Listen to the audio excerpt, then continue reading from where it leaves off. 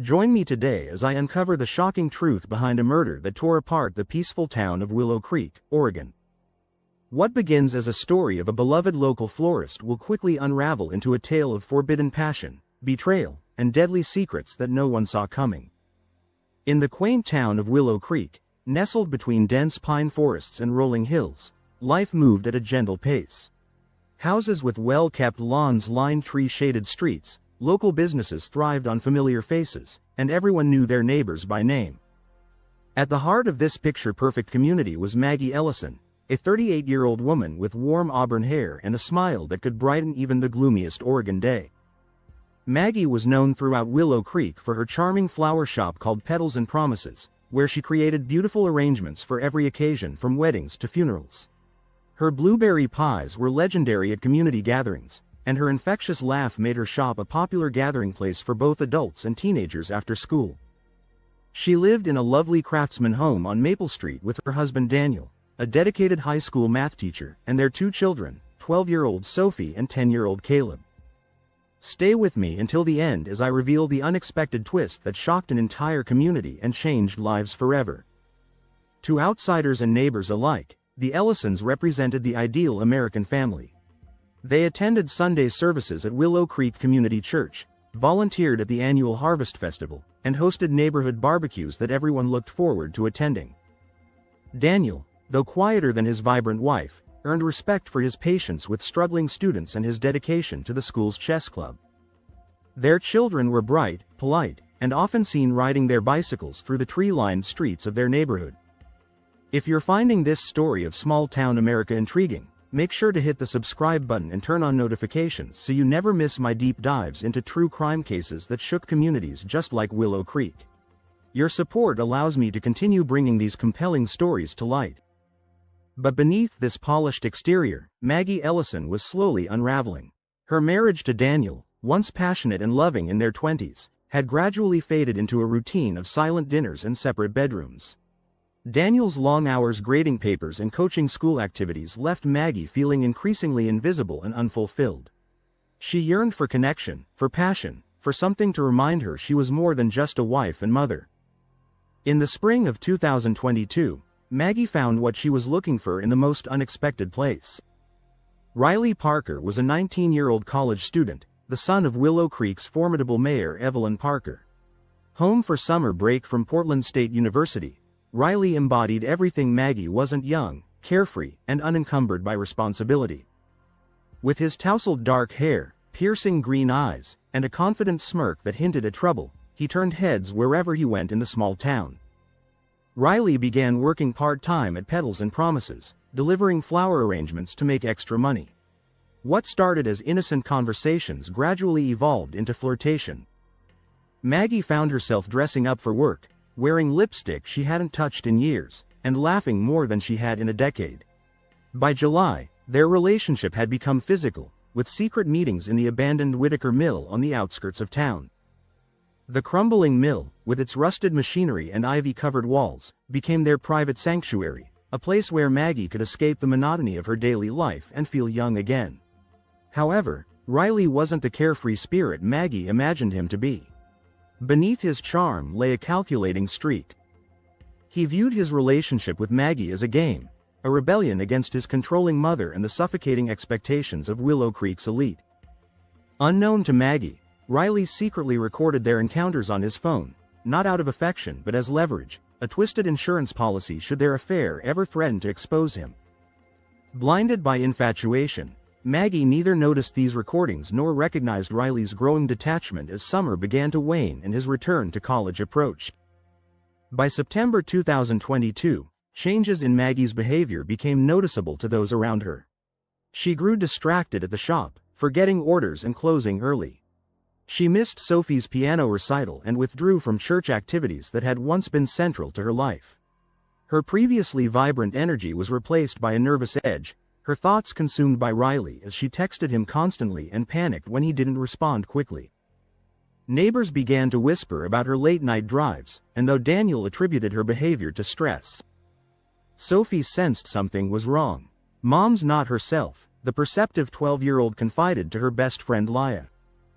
This observation reached Lia's mother Karen Whitaker, a gossipy local realtor whose family owned the abandoned mill, and speculation began to spread through the community like wildfire. Meanwhile, Riley was growing tired of the affair. With his return to college imminent, Maggie's increasing emotional dependence had become a liability. He started pulling away, ignoring her messages and inventing excuses to avoid their meetings at the mill. Desperate to maintain her connection to him, Maggie began showering Riley with expensive gifts, watches, cash from the shop's register, anything to keep him close. When her gifts failed to secure his attention, Maggie resorted to threats, hinting she would tell his mother about their relationship if he abandoned her. Riley remained unfazed, confident that his recorded evidence would protect him from any accusations she might make. The situation reached a breaking point on October 15, 2022. After days of being ignored, a frantic Maggie drove to the mill where she discovered Riley with another girl, a classmate from Portland. The betrayal cut deep. In a tearful confrontation, Maggie screamed that she would ruin him, that she would expose everything. Riley, cold and dismissive, warned her to leave, reminding her that he possessed evidence that could destroy her life and family. Humiliated and heartbroken, Maggie drove home, her mind racing with fear and rage. For months, the affair remained a secret, festering beneath the surface of Willow Creek's tranquil appearance, until everything changed on October 17, 2023, almost exactly 1 year after that confrontation. That crisp autumn morning, Daniel Ellison woke to an unusually quiet house. It was 6:30, and the children were still asleep, but Maggie, who normally started her day with coffee and NPR, was nowhere to be found. Her car remained in the driveway, but her purse and phone were missing. Daniel, assuming she had gone for an early morning walk, proceeded to get the children ready for school. By 8 o'clock, with Maggie still absent, concern began to grow. Daniel called her cell phone only to hear it ringing upstairs, abandoned on her nightstand. A sense of unease settled in his chest as he dropped the children at school and began calling friends and neighbors. At 9:15 that morning, a jogger named Tom Hargrove made a gruesome discovery near the Whitaker Mill. Hidden among the tall grass and partially covered by a tarp was Maggie's body. She had been stabbed multiple times, her floral dress soaked in blood. In her left hand, she clutched a single daisy, a chilling detail that would later haunt investigators. Tom, a retired mechanic, called 911 with trembling hands, his voice shaking as he described the horrific scene. Within minutes, Willow Creek's small police force descended on the mill, cordoning off the area with yellow caution tape. Detective Laura Bennett, a 15-year veteran with a reputation for tenacity, took charge of the investigation. The crime scene was chaotic, with blood spattering the grass and footprints crisscrossing the muddy ground. Maggie's wounds suggested a frenzied attack, with at least 12 stab wounds to her chest and neck.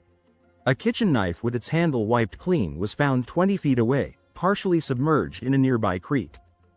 Laura noted the daisy in Maggie's hand, wondering if it represented a clue or a taunting signature from the killer.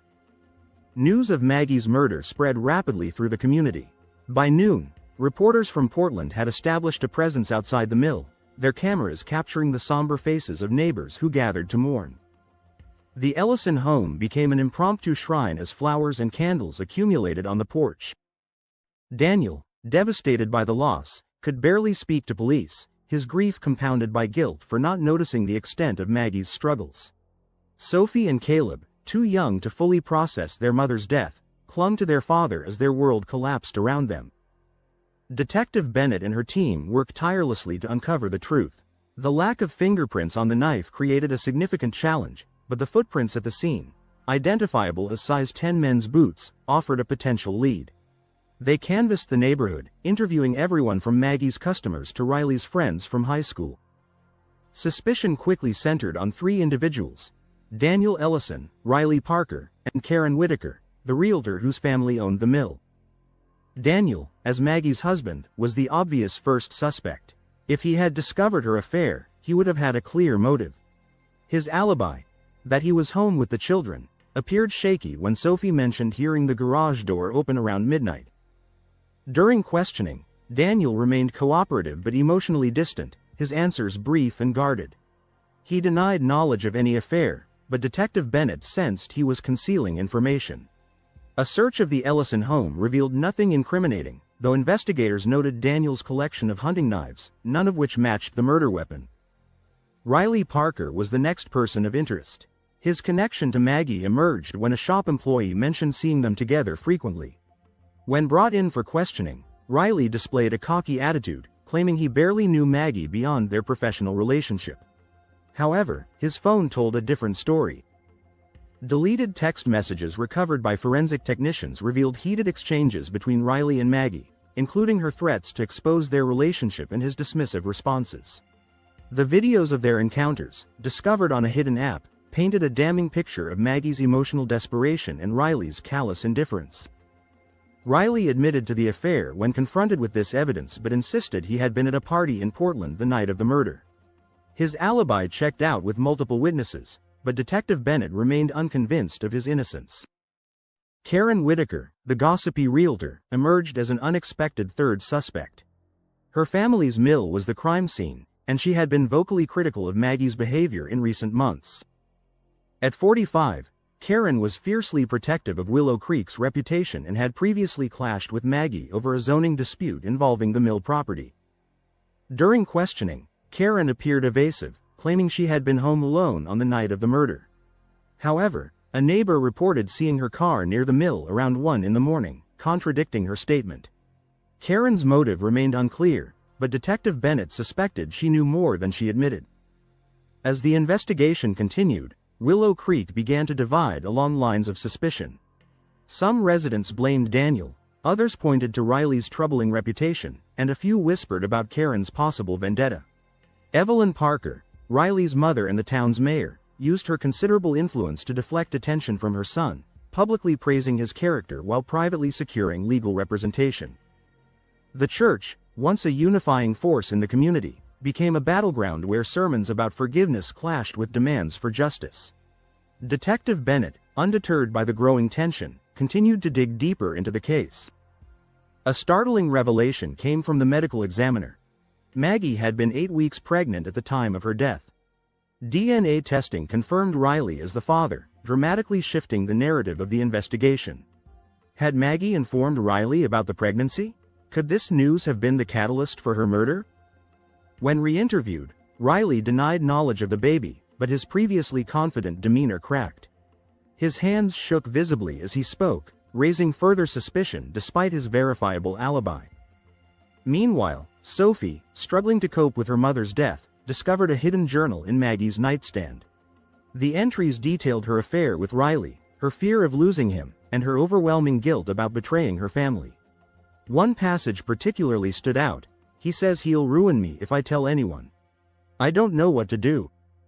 Sophie, torn between loyalty to her mother's memory and the need for truth, gave the journal to Detective Bennett, tears streaming down her face as she handed over this final piece of her mother's private life. On November 10, 2023, a breakthrough came from an unexpected source. Caleb, Maggie's 10-year-old son, told Detective Bennett that he had seen Karen Whitaker near their house on the night of the murder, holding a flashlight and looking angry. When confronted with this new testimony, Karen's composure finally crumbled. She admitted to following Maggie that night, suspecting her of vandalizing the mill to sabotage a pending zoning deal. Karen had witnessed Maggie arguing with Riley at the mill and, enraged over the affair's potential impact on the town's reputation, confronted her directly. When Maggie threatened to expose Karen's own secrets, specifically a bribery scandal involving the mill property, Karen snapped. In a blind fury, she grabbed a knife from her car and attacked Maggie, stabbing her repeatedly. Karen's confession stunned investigators. She claimed she hadn't planned to kill Maggie, but the confrontation had spiraled out of control. The daisy found in Maggie's hand came from a bouquet Karen had brought as a gesture of peace before their argument escalated to violence. After the attack, Karen had wiped the knife clean and fled, hoping the discovery of the affair would direct suspicion toward Riley or Daniel. On November 12, 2023, Karen Whitaker was arrested for Maggie's murder. The news shocked Willow Creek to its core. Karen, long considered a pillar of the community, was suddenly revealed as a killer. Her trial, held in March 2024, became a media sensation that brought unwanted attention to the small town. The prosecution portrayed Karen as a calculating murderer driven by pride and greed, while the defense argued she had acted in a moment of passion. The jury, influenced heavily by the journal entries and Caleb's testimony, found her guilty of second-degree murder. She received a 20-year sentence, her family's legacy in tatters. In the aftermath of the trial, the Ellison family struggled to rebuild their shattered lives. Daniel resigned from teaching and moved with Sophie and Caleb to Portland, seeking a fresh start away from the painful memories of Willow Creek. The children, undergoing therapy, slowly began to heal, though the absence of their mother left a void that could never be filled. Riley Parker, though cleared of murder charges, found himself shunned by former friends and acquaintances for his role in the tragedy. He dropped out of college and left Oregon entirely, his once promising future dimmed by scandal. Evelyn Parker, her reputation ruined by association, resigned as mayor, ending her political career. Willow Creek itself was forever changed by these events. The Whitaker Mill, now a grim landmark associated with murder, was scheduled for demolition, its presence too heavy a reminder of the community's darkest chapter.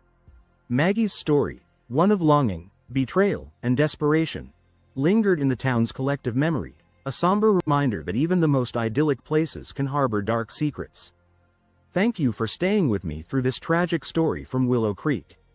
If you appreciated this deep dive into the complex circumstances surrounding Maggie Ellison's death, please take a moment to subscribe to my channel and activate notifications by clicking the bell icon. Your support helps me continue bringing you these detailed examinations of cases that reveal the hidden truths beneath seemingly perfect surfaces. Until next time, remember that appearances can be deceiving, and the most ordinary towns often hold the most